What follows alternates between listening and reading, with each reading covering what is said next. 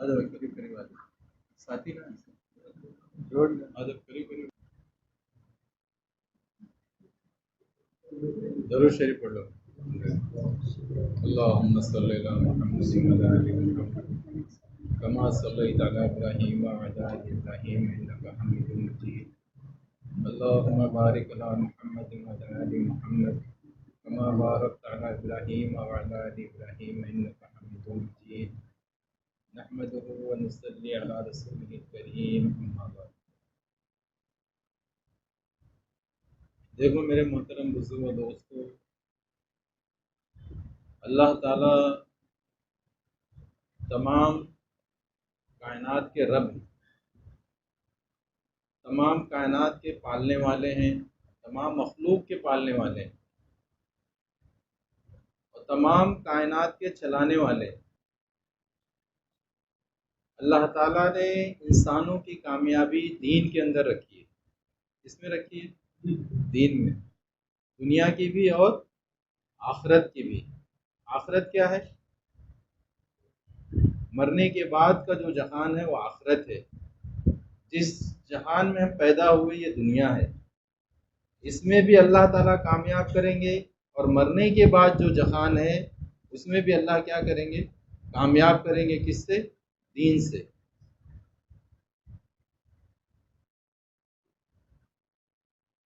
کامیابی کو اللہ نے جوڑا ہے دین کے ساتھ، اور دین کو جوڑا ہے محنت کے ساتھ۔ دین کو کس سے جوڑا ہے؟ محنت کے ساتھ۔ جتنا ہم محنت کریں گے اتنا دین زندگی میں آئے گا، اور سب سے پہلی چیز دین پر محنت کر کے اپنی زندگی میں لانے کی وہ ایمان ہے۔ کیا ہے؟ ایمان ہے۔ ایمان 24 گھنٹے فرض ہے ہم پر، اور اسی ایمان کے تعلق سے سب سے زیادہ غفلت ہے۔ ایمان کتنا گھنٹہ فرض ہے؟ 24 گھنٹہ۔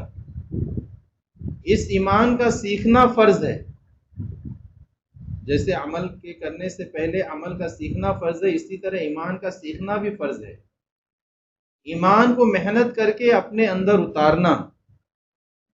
ایمان کو کیا کرنا؟ دین کے اندر سب سے پہلی چیز کیا سیکھنے کی ہے؟ وہ ہے ایمان۔ کہ جب ایمان دلوں کے اندر داخل ہو جاتا ہے تو اس کی علامات بدن سے ظاہر ہوتی ہے۔ ایمان جب قلوب میں داخل ہو جاتا ہے تو اس کی علامات بدن سے ظاہر ہوتی ہیں۔ اب ایمان کیا ہے؟ ایمان کیا ہے؟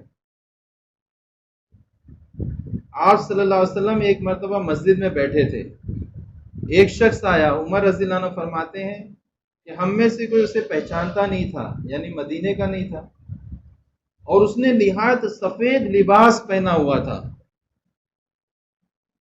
اور اس کے بدن سے سفر کے آثار بھی ظاہر نہیں ہو رہے تھے، یعنی وہ مسافر بھی نہیں تھا، مدینے کا بھی نہیں تھا اور مسافر بھی نہیں تھا۔ اس نے سلام کیا اور آپ صلی اللہ علیہ وسلم کے زانو مبارک سے زانو لگا کر بیٹھ گیا۔ اس نے کہا یا محمد صلی اللہ علیہ وسلم، مجھے یہ بتائیے کہ اسلام کیا ہے؟ آپ صلی اللہ علیہ وسلم نے ارشاد فرمایا اسلام یہ ہے کہ تو اس بات کی گواہی دے کہ اللہ کے سوا کوئی عبادت کے لائق نہیں، اور میں محمد صلی اللہ علیہ وسلم اللہ کا رسول ہوں۔ نماز کو قائم کر، رمضان کے روزے رکھ، مال ہے تو زکوٰۃ دے، استطاعت ہے تو حج کر۔ اس نے کہا آپ نے سچ کہا۔ عمر رضی اللہ عنہ فرماتے ہیں ہمیں بڑی حیرت ہوئی ہے، کیسا سوال کرنے والا ہے، خود ہی سوال کرتا ہے جیسے جانتا نہیں ہے، اور جواب کی تصدیق ایسے کرتا ہے جیسے جواب پہلے سے جانتا ہے۔ پھر اس نے کہا اچھا مجھے یہ بتائیے کہ ایمان کیا ہے؟ دوسرا سوال، ایمان کیا ہے؟ اب آپ صلی اللہ علیہ وسلم نے ارشاد فرمایا ایمان یہ ہے کہ تو اللہ کی ذات پر یقین کر، اس کی نازل شدہ کتابوں پر یقین کر، اس کے بھیجے ہوئے رسولوں اور پیغمبروں پر یقین کر، فرشتوں پر یقین کر، مرنے کے بعد دوبارہ اٹھائے جانے پر یقین کر، تقدیر کے بھلا اور برا ہونے پر یقین کر، اور آخرت کے دن پر یقین کر۔ یہ ایمان ہے۔ لوگ کہتے کیا تم تبلیغ کر رہے ہو مسلمانوں کے اندر، غیروں میں جا کے تبلیغ کرو، غیروں میں جا کے کیا کرو؟ تبلیغ کرو۔ غیروں کو تو اسلام کی دعوت ہے کہ اسلام قبول کرو گے سلامتی میں آ جاؤ گے۔ ایمان کی دعوت خود ایمان والوں کے لیے ہے تاکہ ایمان ان کے قلوب میں داخل ہو جائے۔ کچھ لوگ آئے غرابی اور دہاتی اور کہا یا رسول اللہ صلی اللہ علیہ وسلم ہم مومن ہوتے ہیں۔ آپ صلی اللہ علیہ وسلم نے فرمایا نہیں، انہوں نے ابھی صرف کلمہ پڑھا ہے، یہ ایمان ان کے قلوب میں ابھی داخل نہیں ہوا ہے، یہ ان سے کہو کہ یہ ابھی مسلمان ہیں، یہ مومن نہیں ہے۔ یہ کیا ہے؟ یہ ابھی مسلمان ہوئے ہیں، یہ ابھی مومن نہیں ہوئے ہیں، کیونکہ قلوب میں ایمان ابھی داخل نہیں ہوا ہے۔ تو اسلام کی دعوت تو غیروں کے لیے ہے، ایمان کی دعوت خود ایمان والوں کے لیے ہے۔ ایمان کی دعوت کس کے لیے ہے؟ ایمان والوں کے لیے ہے۔ اللہ نے فرمایا یا ایھا الذین، اے لوگو، آمنو، جو ایمان لائے ہو۔ اللہ ایمان والوں سے مخاطب ہے۔ یا ایھا الذین، اے لوگو، آمنو، جنہوں نے ایمان لایا، آمنو، تم ایمان لاؤ، کما آمن الناس، جیسے کہ ایمان لائے پچھلے لوگ یعنی صحابہ۔ وہ ایمان مطلوب ہے، اور وہ ایمان دلوں میں آئے گا ایمان کی محنت سے، جیسے صحابہ کے قلوب میں آیا کہ حضور صلی اللہ علیہ وسلم کی صحبت میں صحابہ ایمان کی باتوں کو سنتے اور پھر اس کا آپس میں مذاکرہ کرتے۔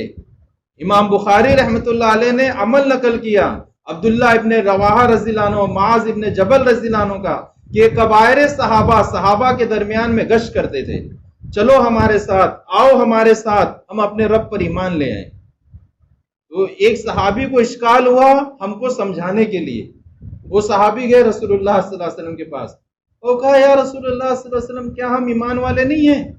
یہ عبداللہ ابن رواحہ ہمارے پاس آتا اور کہتا ہے چلو ہمارے پاس، آؤ ہمارے پاس، بیٹھو ہمارے ساتھ، ہم تھوڑی دیر اپنے رب پر ایمان لائیں، تھوڑی دیر غیب کی باتوں کا مذاکرہ کریں، کیا ہم ایمان والے نہیں ہیں؟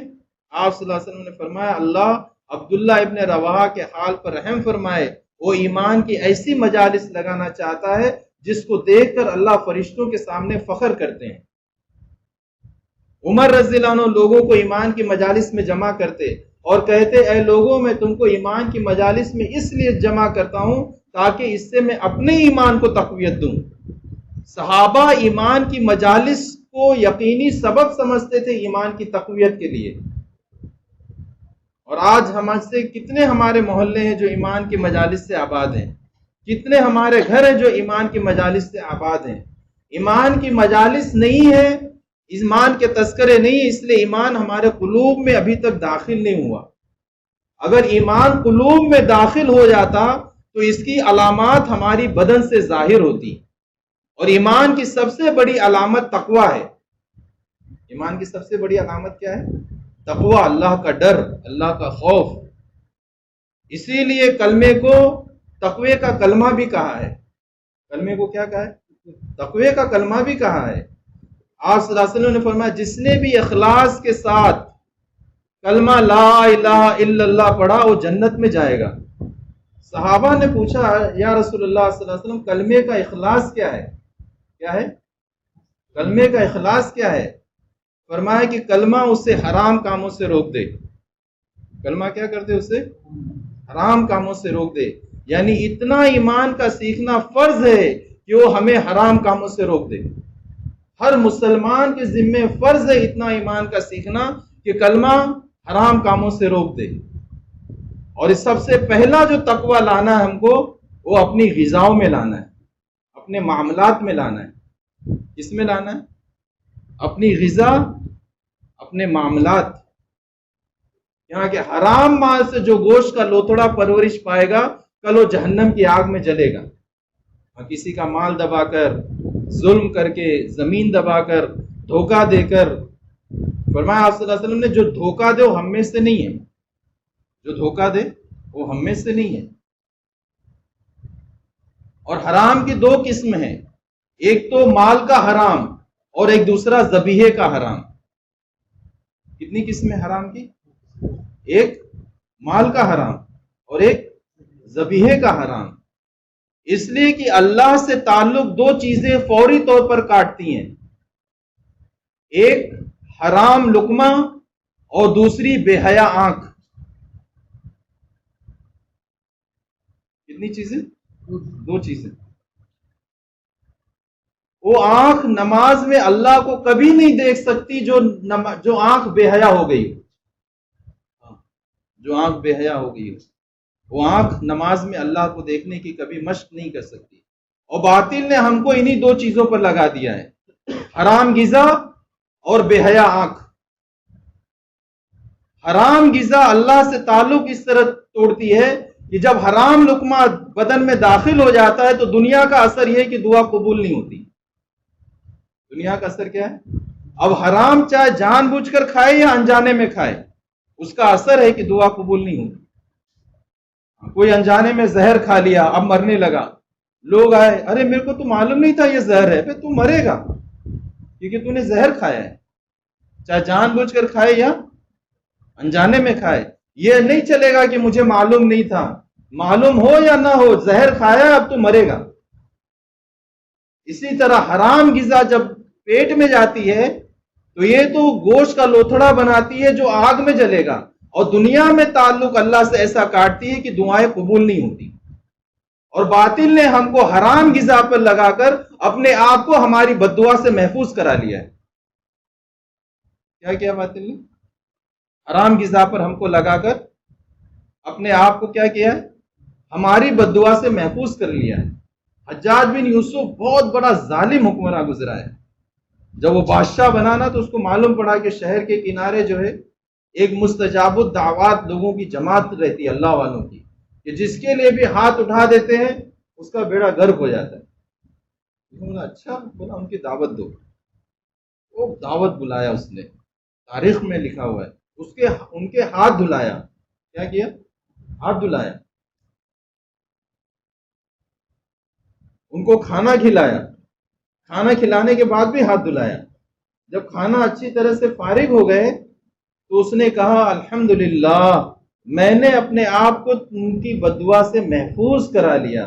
یہ جو ان کے پیٹ میں نے لقمہ ڈالا ہے وہ حرام کا ڈالا ہے.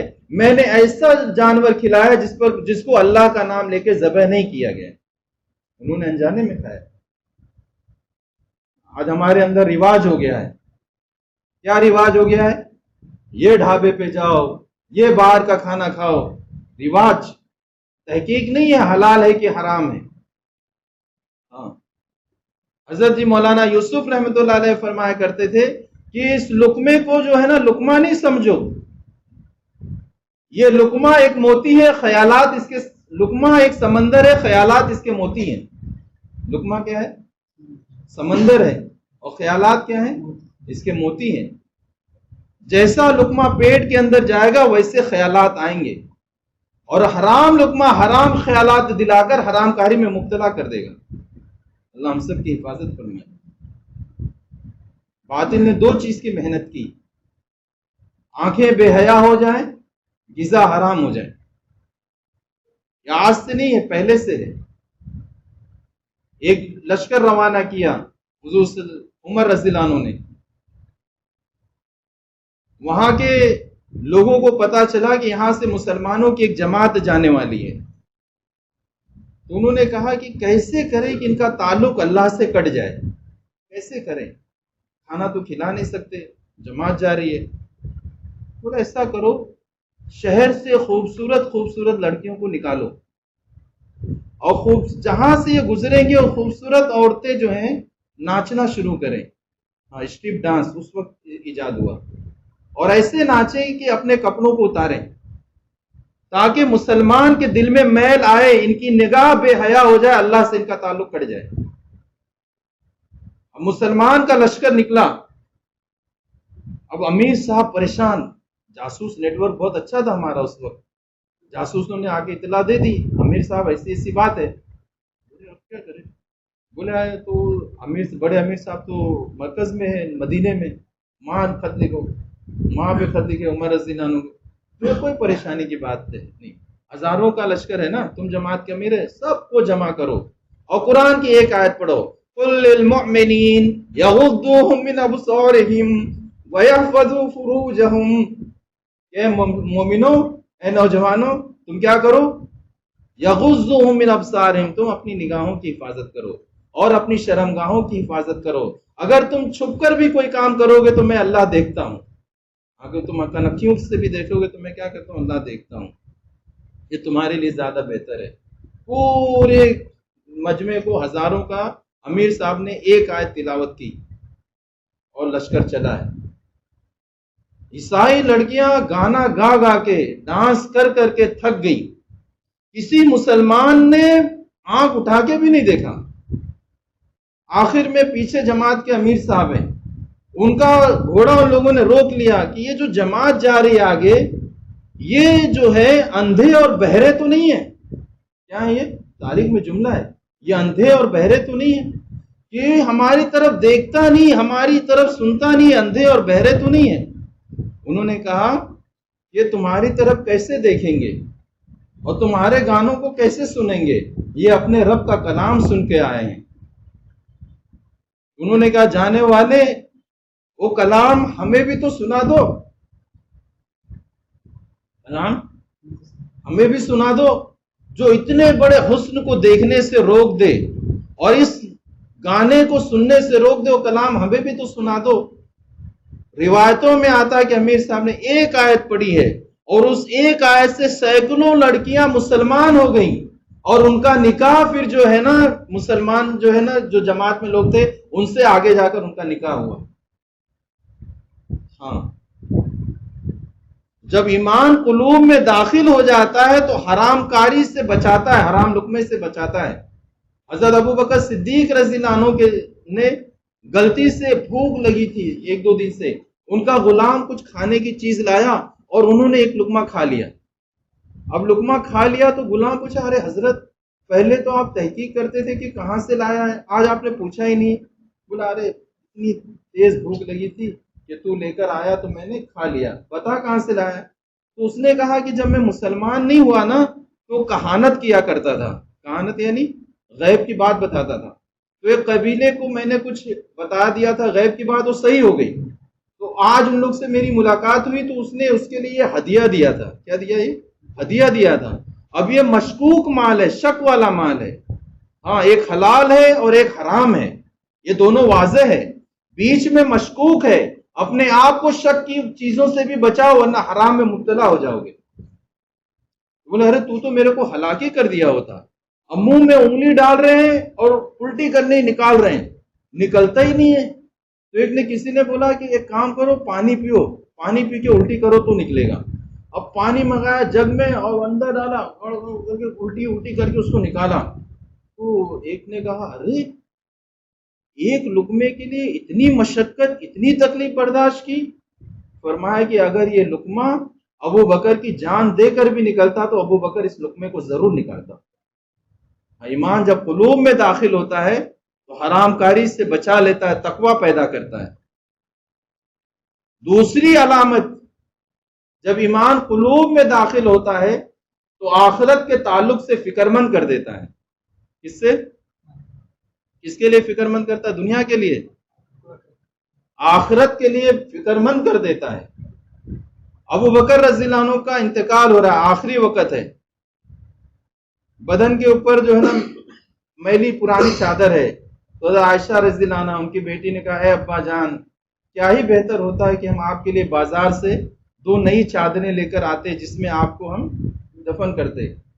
تو ابو بکر رضی اللہ عنہ نے فرمایا کہ بیٹی عائشہ, زندہ چادروں کے حقدار جو ہے, نئی چادروں کے حقدار جو ہیں زندہ زیادہ ہیں. مجھے تو انہی پرانی چادروں میں کیا کر دینا, دفن کر دینا. اور کہا ہے بیٹی عائشہ, قبر میں اگر میرے اعمال اچھے نہیں ہوئے تو یہ چادر بھی فرشتے اتار لیں گے اور جہنم کے آگ پہنا دیں گے, آگ کی چادر پہنا دیں گے. اور اگر میرے اعمال اچھے ہوئے تو اللہ تعالیٰ فرشتوں کے ذریعے جنت کا لباس پہنا دیں گے. یہ آخرت کے تعلق سے فکر مند. عبداللہ ابن رواحہ رضی اللہ عنہ گھر کے اندر بیوی کی گود میں سر رکھ کر لیٹے ہیں. کہاں لیٹے؟ بیوی کی گود ہے, آرام کی جگہ ہے, وہاں پر سر رکھ کر لیٹے ہیں اور اچانک رونے لگے. اتنا بلک بلک کے رونے لگے کہ ان کی بیوی اس حالت کو دیکھ کر وہ بھی رونے لگی. تو جب آنسو بیوی کے ان کے اوپر پڑے تو بولے ارے اللہ کی بندی کیوں رو رہی ہے؟ تو انہوں نے کہا کہ آپ کو رونے کی دیکھ کر مجھے بھی رونا آ گیا. تو انہوں نے کہا اللہ کی بندی میں تو اس لیے رو رہا ہوں کہ مجھے آخرت یاد آ گئی. کیا یاد آ گئی؟ آخرت یاد آ گئی کہ جہنم کے پل پر سے ہر ایک کو گزرنا ہے. پتہ نہیں عبداللہ جہنم کا پل پار کرے گا کہ کٹ کر جہنم میں گر جائے گا. یہ آخرت کے تعلق سے فکر مند. جب آخرت کے تعلق سے فکر مند ہو جائے گا تو کسی کے حق کو نہیں مارے گا. ہاں، کسی کے حق کو نہیں دبائے گا، کیونکہ آخرت میں بدلہ دینا ہے. یہ دوسری علامت.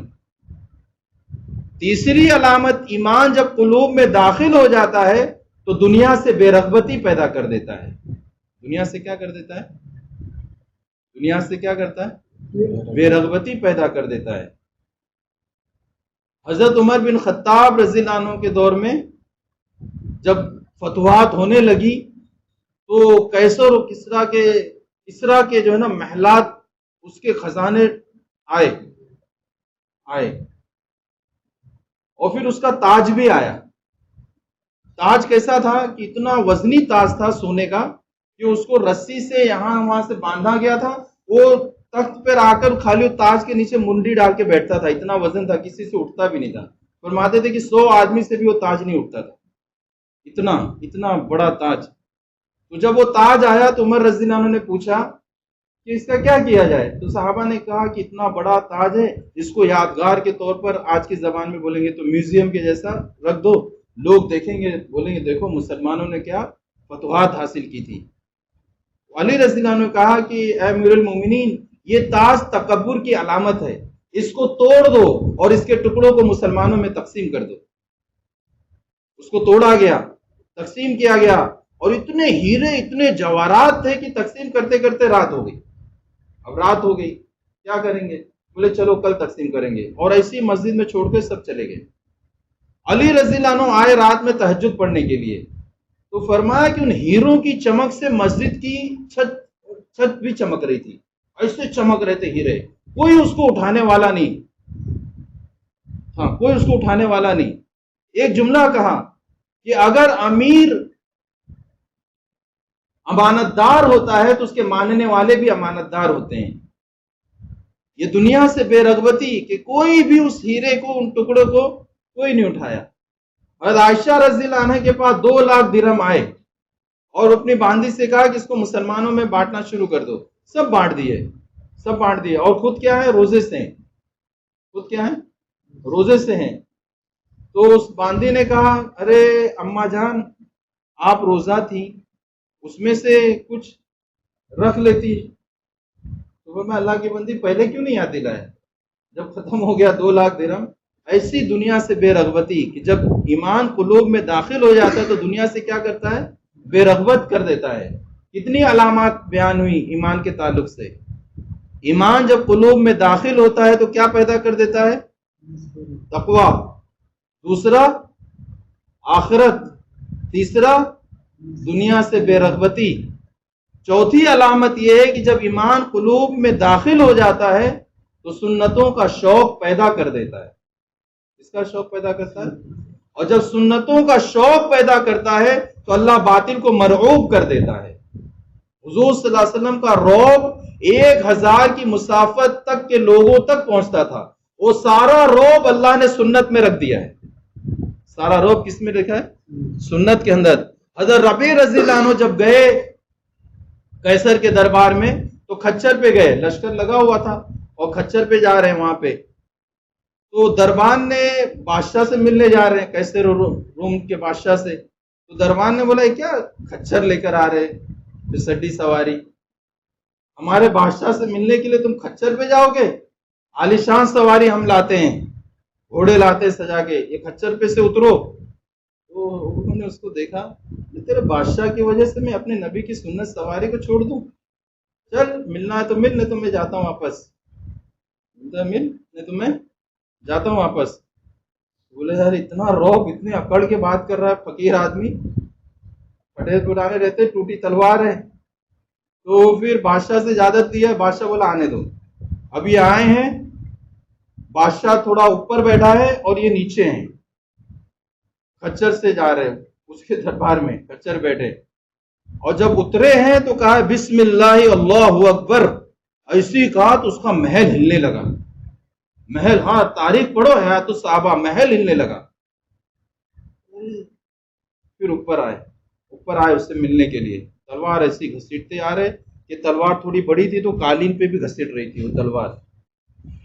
اب آئے اس کے پاس، اس نے بولا کہ تم کیا پڑھے نیچے؟ اس نے کہا، پھر انہوں نے پڑھا بسم اللہ اللہ اکبر، وہ پھر سے ہلنے لگا محل. تو اس نے بولا جب تم یہ کلمہ پڑھتے ہو تو تمہارے یہاں بھی ہلتا ہے کہ میرا ہی ہل رہا ہے؟ تمہارا بھی.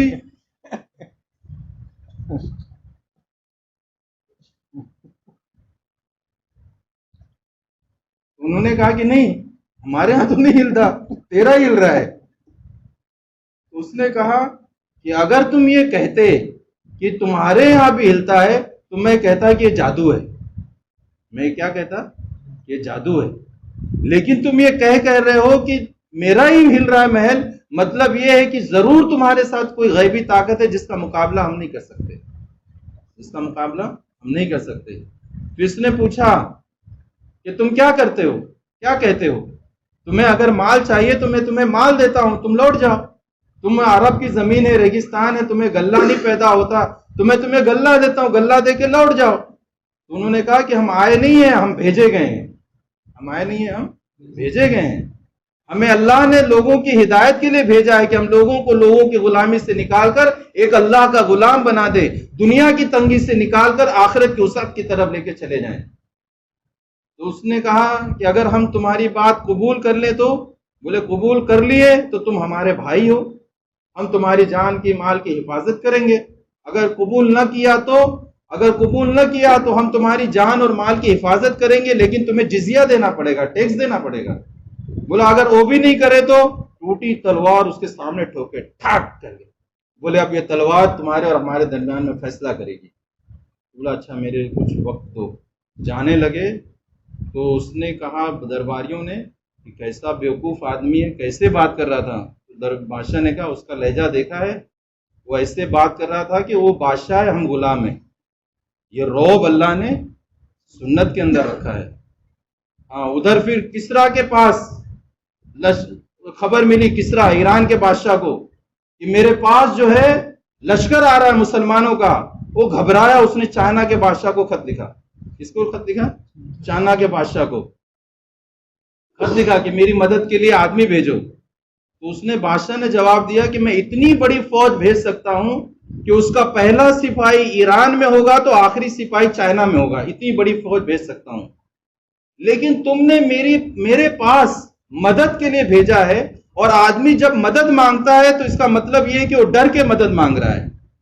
تو جو تمہاری اتنی بڑی سلطنت ہے جس سے تم ڈر رہے ہو کہ تمہارا کوئی مقابل نہیں، اس کی کچھ صفات تو بیان کرو. تو انہوں نے صفات بیان کی خط کے اندر، اور یہ لکھا کہ وہ دن کے شہسوار ہیں اور رات کے راہب ہیں. جس کا مطلب یہ ہے کہ دن کو گھوڑے کے پشت پر سوار ہو کر لوگوں کا تعلق اللہ سے جوڑنے کی محنت کرتے ہیں، اور رات میں مسلح پر سوار ہو کر اپنا تعلق اللہ سے جوڑتے ہیں. تو اس نے جواب لکھا بڑا عجیب. اس نے جواب لکھا کہ جو صفات تم نے لکھی ہیں یہ صفات کے لوگ اگر پہاڑوں سے ٹکرا جائیں تو پہاڑوں کو بھی توڑ دیں گے، پہاڑوں کو بھی ریزہ ریزہ کر دیں گے. یہ صفات. تو جب ایمان قلوب میں داخل ہو جاتا ہے تو سنتوں کا کیا کر دیتا ہے؟ شوق پیدا کر دیتا ہے. اسی کو حدیث میں آتا ہے کہ آپ صلی اللہ علیہ وسلم مسجد میں آئے تو دیکھا حارثہ رضی اللہ عنہ سوئے ہوئے ہیں.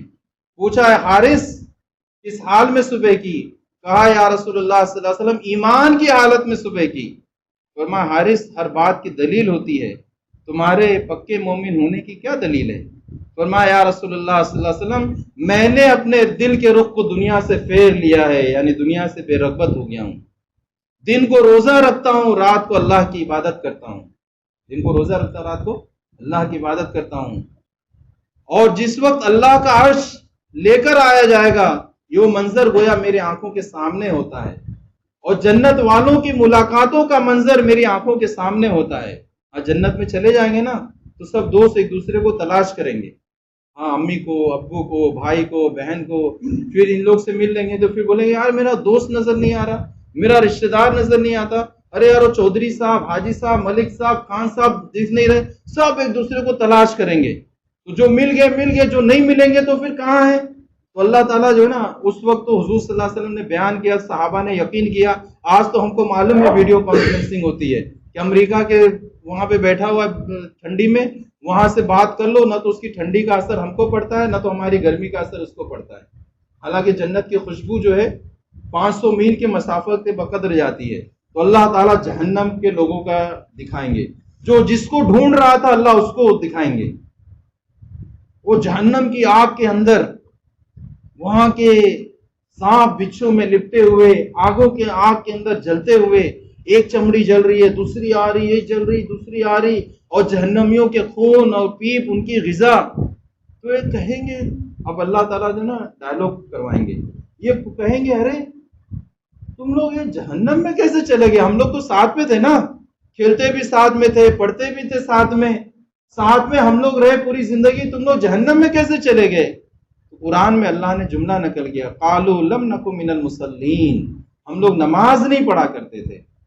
مسلمان لوگ ڈھونڈیں گے ایک دوسرے کو، سب سے پہلا جرم کیا بتائیں گے؟ نماز نہیں پڑھا کرتے تھے، اور دوسرا جرم بتائیں گے کہ ہم نے کبھی غریبوں اور مسکینوں کو کھانا کھلایا ہی نہیں۔ ہاں میرے محترم بزرگوں دوستوں، یہ دعوت کی محنت ایمان کو سب سے پہلے اپنے اندر لانے کے لیے اور اعمال کو اپنے بدن سے ظاہر کرنے کے لیے، تاکہ اللہ کی قدرت سے فائدہ اٹھایا جائے۔ تب کریں گے انشاءاللہ موت تک، اسی ایمان اور اعمال کو سیکھنے کے لیے اللہ کے راستے میں نکالا جاتا ہے۔ اس کی بنیاد جو ہے وہ 4 مہینہ ہے۔ ایمان غیر آ کے نہیں سیکھے گا، وہ تو پہلے اسلام قبول کرے گا۔ ایمان اور عمل ہم کو سیکھنا ہے۔ ایمان اور عمل کس کو سیکھنا ہے؟ ہاں قاری صاحب، ہم کو سیکھنا ہے ایمان اور عمل، تاکہ اللہ کی قدرت سے براہ راست فائدہ اٹھانے والے بن جائیں۔ بات آئی تھی نا صبح میں، ایک سنت ہے اور ایک قدرت ہے، سنت میں سب برابر ہیں، قدرت سے فائدہ اٹھانے کے لیے ایمان ہونے والا ہونا شرط ہے۔ اس کے لیے بتائیں انشاءاللہ کون تیار ہے؟ جس کے 4 ماہ لگ گئے ہیں وہ بیرون کا ارادہ کرے، بیرون کے بھی تقاضے ہیں ماشاءاللہ۔ ظہیر بھائی، میرا بھی لکھ انشاءاللہ بیرون میں 4 مہینہ ہو، کس کا لگا؟ آپ لوگ کے لگ رہے نا 4 مہینے، تو ہو گئے نا، بیرون کا ارادہ کرو۔ بتاؤ کشمیر والی جماعت میں سے، نام مت دکھاؤ، خالی کھڑے ہو کے بتاؤ کون کون جائے گا بیرون کشمیر کی جماعت میں سے، نام مت دکھاؤ، کرے نا، خالی کھڑے ہونے دو، ارادہ ظاہر کرنے دو، اللہ دیکھ رہا ہے، اللہ قبول کرے گا بس۔ اور آپ نہیں جائیں گے بیرون؟ پھر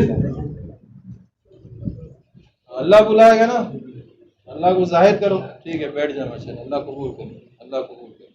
بتاؤ بھائی یہاں سے کون جائے گا بیرون؟ ہو گئے نا، سب کے 4 مہینے لگ گئے نا ادھر پہ، وکاس کدھر گئے؟ ارے کیا ارادہ تو کرو، ارادہ کرنے میں کیا ہے؟ صغیر عمار کا 4 مہینہ لگ گیا، چلو بتاؤ 4 مہینہ عمار کا لکھو، 4 مہینے عمار کے۔ عارف انشاءاللہ، میرا ماشاءاللہ، احمد، اقبال بھائی، امیر صاحب، صدام بھائی، اب بتاؤ 4 مہینے، کھڑے ہو کے نام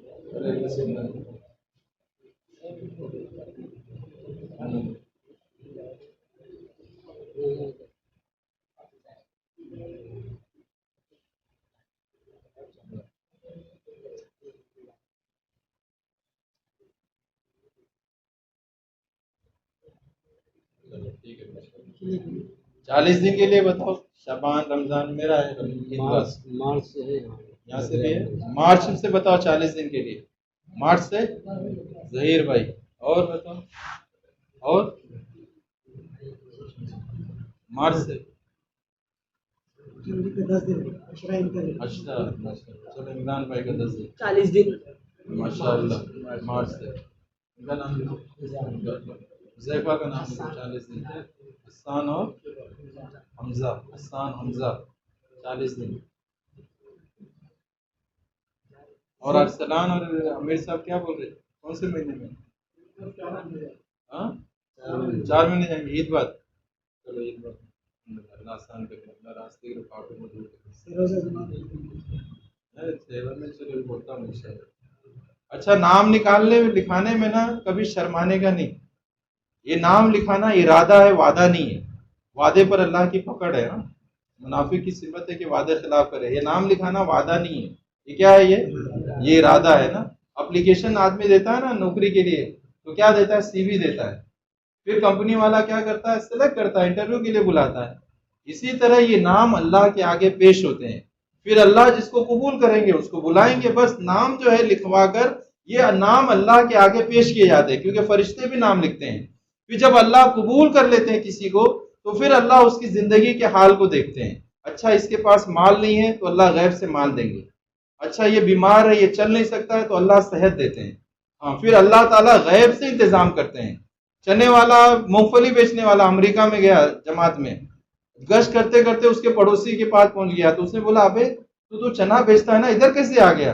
اس نے کہا میں چنا بیچتا ہوں، میرا اللہ تھوڑی چنا بیچتا ہے۔ جواب دیا ہے، بہت مشہور سچا واقعہ ہے، میرا اللہ چنا۔ اللہ کے وعدوں پر یقین کر کے کیا کرو؟ نام لکھاؤ۔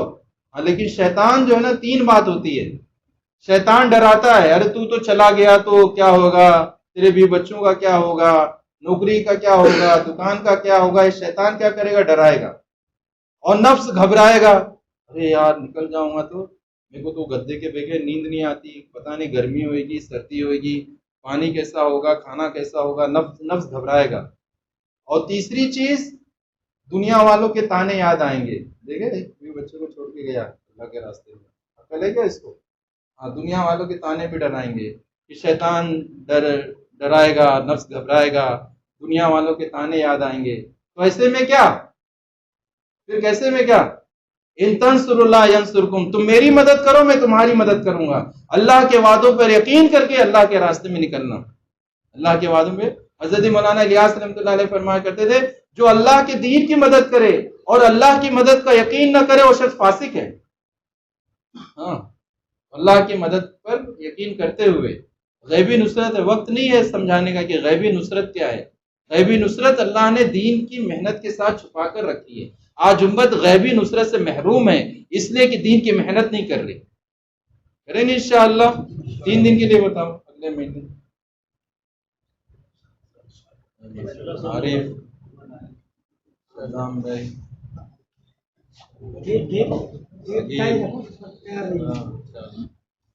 زیفہ، ظہیر بھائی، احمد، میرا لکھو، قاری صاحب، ہاں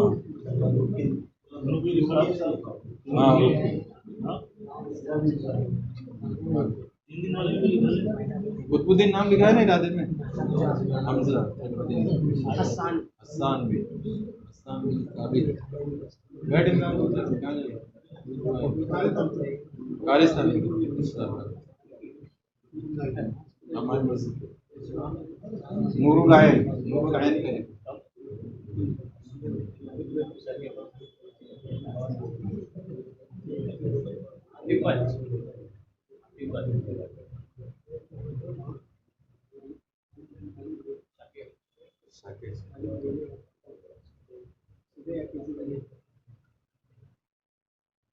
چلو بھائی، یہ تو ارادے ہو گئے نا۔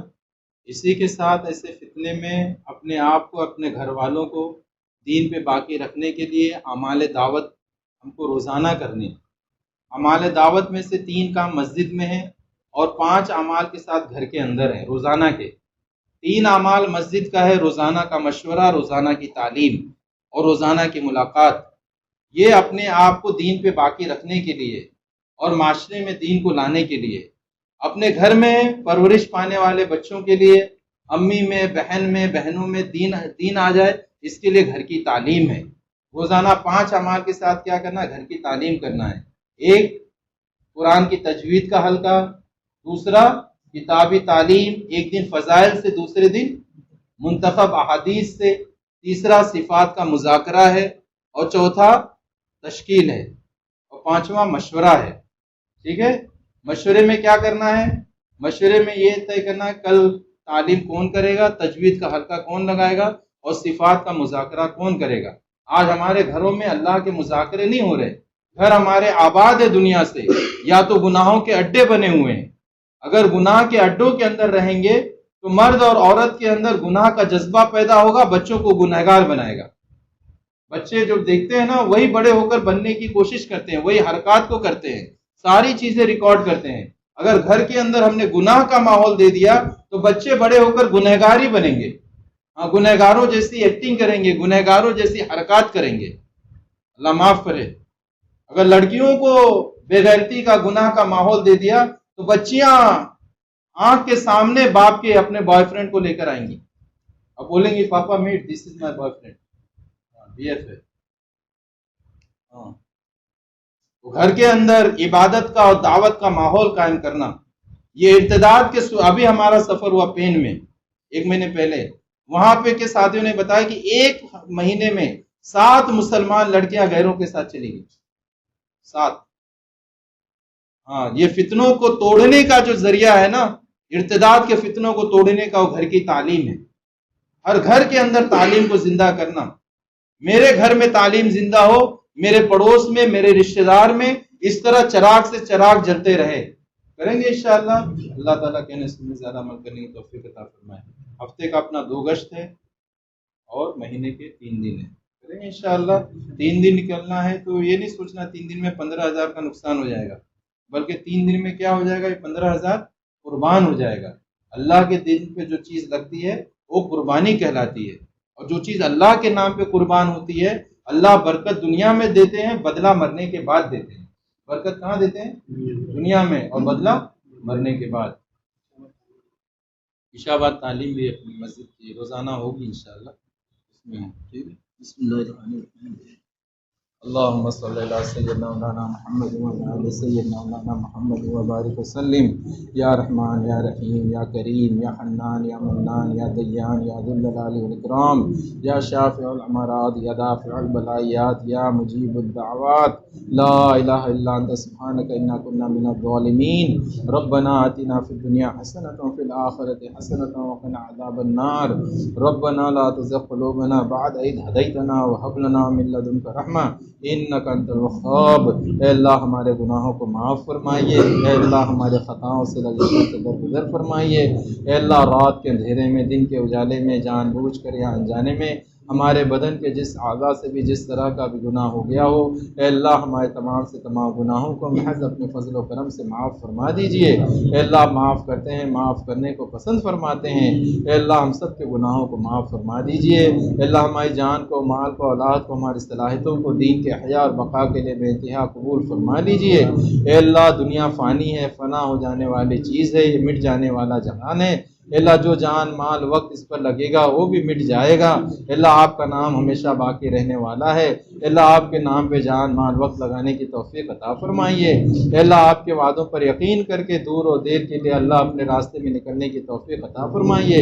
اے اللہ ہماری دنیا بھی بنا دیجئے، اے اللہ ہماری آخرت بھی بنا دیجئے۔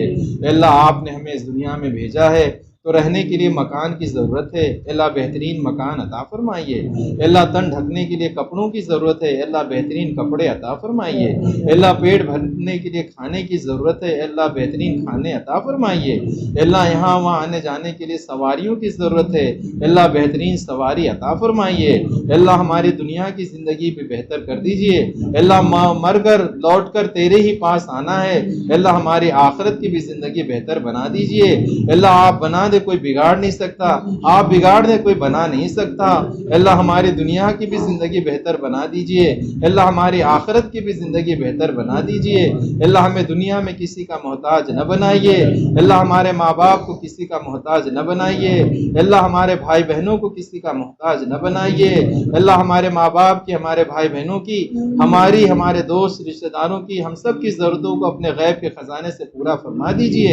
اللہ ہمیں کسی کا محتاج نہ بنائیے، اللہ سلامتی اعزا سلامتی ایمان کے ساتھ اس دنیا میں زندہ رکھیے، اللہ موت بھی سلامتی اعزا سلامتی ایمان پر نصیب فرمائیے۔ اے اللہ ہم امتحان کے لائق نہیں ہیں، اللہ بنا امتحان کے ہم سب کو کامیاب کر دیجئے۔ اللہ آزمائش کی سختی سے، بدبختی کی گرفت سے، مقدرات کے فیصلوں میں ناراضگی سے، دشمنوں کے ہنسی اڑانے سے اللہ ہم آپ کی پناہ مانگتے ہیں، ہمیں اپنی پناہ میں لے لیجئے۔ اللہ قبر کے عذاب سے، جہنم کی آگ سے، دجال کے فتنے سے، زندگی اور موت کی آزمائش سے اللہ ہم آپ کی پناہ مانگتے ہیں، ہمیں اپنی پناہ میں لے لیجئے۔ اللہ غریبی سے، محتاجی سے، تنگ دستی سے، فقیری سے، مسکینی سے، لوگوں میں رسوائی سے، مقروض ہونے سے، ذلیل ہونے سے، سستی سے، کاہلی سے، بزدلی سے اور بڑھاپے سے اللہ ہم آپ ہی کی پناہ مانگتے ہیں، ہمیں اپنی پناہ میں لے لیجئے۔ اللہ صحت اور عافیت کے ساتھ زندہ رکھیے۔ اللہ ہر قسم کی بری بیماری سے ہماری اور ساری امت کی آپ پوری حفاظت فرمائیے۔ اللہ ہر قسم کی بری بیماری سے ہماری ساری امت کی آپ پوری حفاظت فرمائیے۔ اللہ جو مسلمان بیمار ہیں انہیں شفا کاملہ عاجلہ نصیب فرمائیے۔ اللہ جو مسلمان مقروض ہیں ان کے قرضوں کے غیب سے ادا ہونے کی بہترین شکلیں اور صورتیں پیدا فرمائیے۔ اے اللہ جو مسلمان نوکری کی لائن سے پریشان ہیں اللہ ان کی پریشانیوں کو دور فرمائیے۔ اللہ جو مسلمان بے روزگار ہیں انہیں روزگار مہیا فرمائیے، حلال رزق عطا فرمائیے۔ اللہ جو مسلمان بے اولاد ہیں نیک صالح اولادیں عطا فرمائیے۔ اللہ جن کی اولادیں تو ہیں مگر نافرمان ہیں اللہ ان کی نافرمان اولادوں کو فرما بردار بنا دیجئے۔ اللہ ساری امت کے حال پر رحم فرمائیے۔ اللہ ساری امت کے حال پر رحم فرمائیے۔